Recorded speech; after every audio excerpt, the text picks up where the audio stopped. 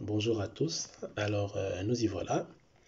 Ça fait 48 heures qu'on a commencé le sondage au sujet de l'interruption volontaire de grossesse. On va dire IVG pour faire plus court. La question était de savoir est-ce qu'une IVG peut entraîner une infertilité? Et vous avez été nombreux à répondre, j'en suis d'ailleurs heureux.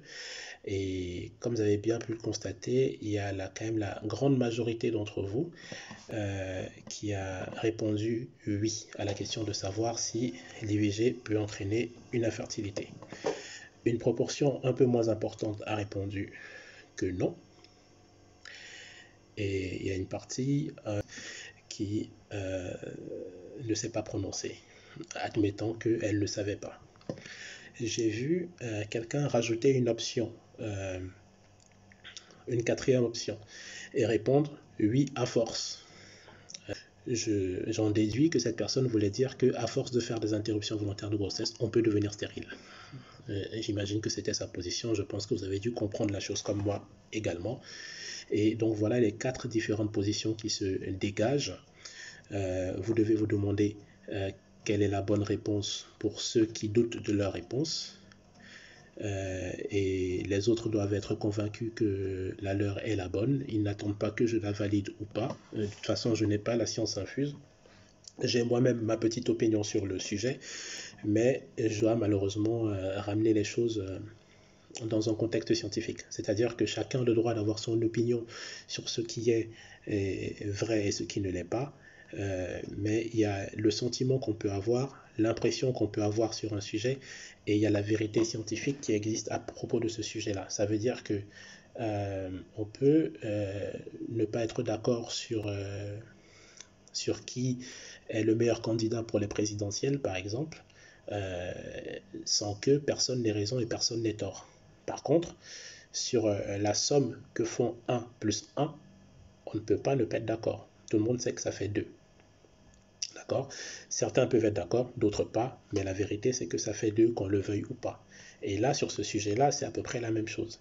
Cependant, il n'est pas possible de dire que ceux qui ont dit que l'interruption volontaire de grossesse n'entraîne pas l'infertilité, il n'est pas possible de leur dire qu'ils ont raison. Comme il n'est pas possible de dire à ceux qui ont dit que l'interruption volontaire de grossesse entraînait une infertilité, il n'est pas possible de leur dire qu'ils ont raison. En fait, chacun des deux a raison et a tort aussi en même temps en fonction du contexte. C'est-à-dire qu'il faut fixer un cadre et contextualiser pour pouvoir répondre à la question. C'est quoi le domaine de définition? Moi, quand je parlais d'IVG, je parlais d'IVG dans un contexte réglementé. Parce que vous savez très bien qu'il y a 2 types d'IVG. Il y a l'interruption volontaire de grossesse faite dans un contexte encadré par la loi, qui respecte certains critères, certaines conditions de réalisation. Et il y a l'interruption volontaire de grossesse clandestine, qui ne respecte rien, puisque justement il n'y a pas de cadre réglementaire. Et on sait que l'interruption volontaire de grossesse qui est réglementée, elle a lieu dans les pays où il existe une législation qui encadre la réalisation de cette pratique, qui ne l'interdise pas, mais qui les encadre. Je prends exemple sur la France, qui est un pays dans lequel cette pratique est légalisée dans un certain cadre. Et à l'opposé, je prends l'exemple sur n'importe quel pays d'Afrique, la plupart des pays d'Afrique, où l'interruption volontaire de grossesse est un crime. Donc, ce n'est pas parce que c'est un crime que les femmes, lorsqu'elles ne veulent pas poursuivre une grossesse, vont garder la grossesse. La plupart des femmes trouvent une solution, et en général dans la clandestinité. Et donc ces interruptions volontaires de grossesse-là sont faites dans des conditions tout à fait différentes. Elles sont faites à l'arrière d'une chambre sombre par une personne qui n'est pas forcément un professionnel de la santé, avec un matériel qui est souvent inadapté, dans des conditions qui ne garantissent pas sa sécurité. Il est clair que dans ces conditions-là, une interruption volontaire de grossesse va avoir un risque de complications beaucoup plus important. À l'opposé, lorsque c'est fait dans un cadre réglementaire, dans une structure adaptée, par du personnel qualifié, avec un matériel adapté et des procédures qui ont été élaborées exprès pour la réalisation d'actes-là, le risque de complication il est moindre. Donc, pour reprendre l'exemple français, quand je parle de cadre réglementé, c'est quoi? Dans ce pays-là, l'interruption volontaire de grossesse est autorisée à toutes les femmes jusqu'à l'âge gestationnel de 12 semaines de grossesse ou de 14 semaines d'aménorrhée. C'est-à-dire que dès qu'on dépasse ce stade-là, on a dépassé la durée légale et on rentre dans quelque chose de beaucoup plus risqué, de beaucoup plus dangereux, avec un risque de complications qui augmente. Avant les 14 semaines, une aspiration suffit bien souvent. Et lorsqu'il y a un curettage à faire, c'est un curettage qui est léger, qui ne va pas être traumatisant, donc on ne va pas avoir de retentissement sur la fertilité. Par contre, après, l'œuf est attaché beaucoup plus solidairement à la paroi de l'utérus. L'implantation est beaucoup plus solide. Il est beaucoup plus difficile à détacher, beaucoup plus difficile à extraire. L'acte demande du coup d'utiliser une force plus grande, des gestes plus amples, avec un risque de lésion de la paroi utérine. On peut imaginer qu'une patiente qui a eu une perforation utérine ou une déchirure utérine lors de son IVG, si jamais on est amené à devoir, par exemple, lui retirer l'utérus pour traiter une hémorragie incoercible, cette dame-là ne pourra plus avoir d'enfant, ça c'est clair. Mais ça reste quelque chose de très rare comme complication et les seules fois que ça arrive, c'est lorsque l'acte a été posé par du personnel non qualifié en dehors d'un contexte hospitalier. D'accord? Donc, qu'est-ce qu'on peut en conclure? On peut en conclure que, si vous voulez, l'interruption volontaire de grossesse, elle va être dangereuse pour la patiente, pas en elle-même.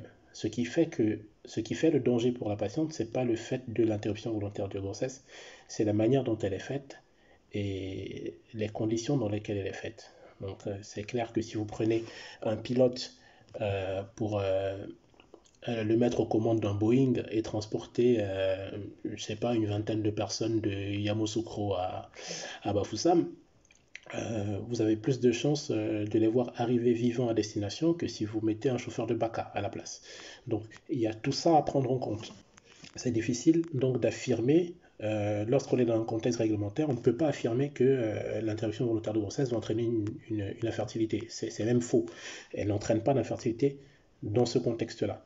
Mais dès qu'on sort des limites du cadre légal, on arrive dans quelque chose de plus dangereux où des complications sont possibles et où le risque de ces complications est très important pour la femme. Et il faudrait même plus mettre l'accent sur ces complications-là qui mettent en danger sa vie que sur les complications qui menacent sa fertilité. Voilà. J'espère que j'aurai répondu à la question. Il est certain qu'on ne soit pas tous d'accord à la fin, mais j'ai essayé de resituer les choses dans le contexte. Il y a bien un contexte dans lequel la fertilité n'est pas menacée, et il y en a un autre dans lequel non seulement la fertilité peut être menacée, mais ça reste à prouver, mais plus généralement, la santé de la patiente est mise en danger. Voilà. Donc je vous laisse, pour ceux qui sont d'accord, mettre le commentaire en dessous de la vidéo. Et pour ceux qui ne sont pas d'accord aussi, ils peuvent ils peuvent le signifier sous la vidéo et expliquer pourquoi ils ne sont pas d'accord.